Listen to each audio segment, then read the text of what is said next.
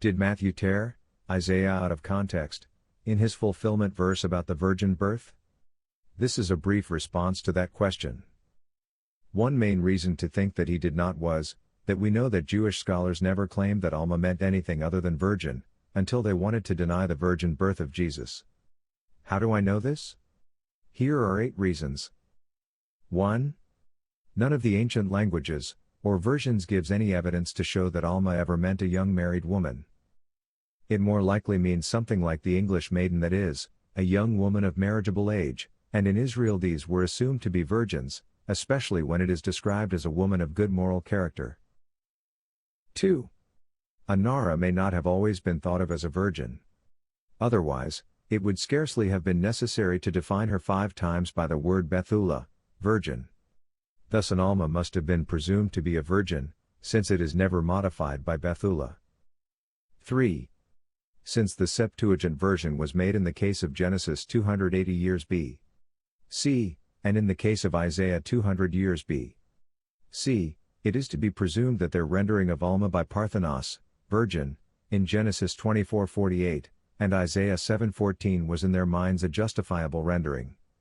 So far as we have any evidence, the citation of Isaiah 7:14 in Matthew 1:23 is thus justified by the Jewish interpretation up to the time when Matthew was written, and only objected to after people realized that it affirmed Matthew's narrative.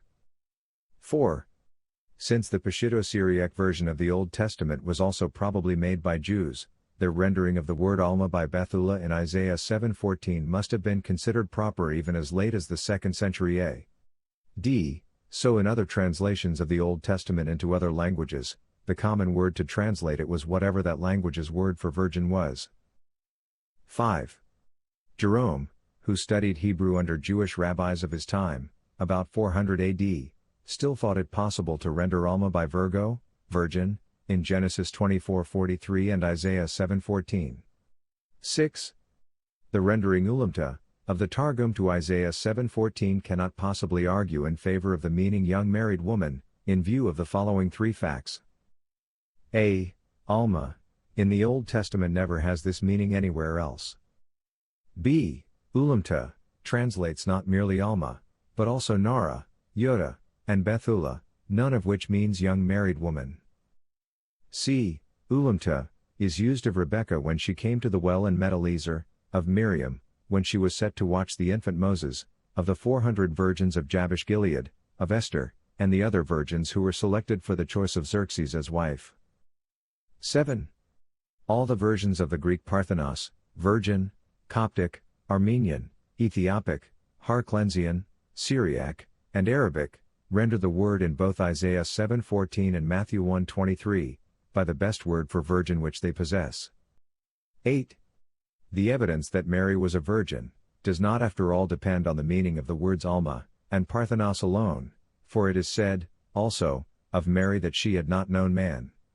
This phrase is used in the Old Testament of Rebekah, a virgin that had not known man, of Jephthah's daughter, and of the virgins of Jabesh Gilead. Thus we can see that Jews and their scholars had no problem with Alma meaning virgin, because it nearly universally did, until the Christians started to point to Isaiah 7:14, and they found themselves wanting to deny the virgin birth. And these are just a few examples.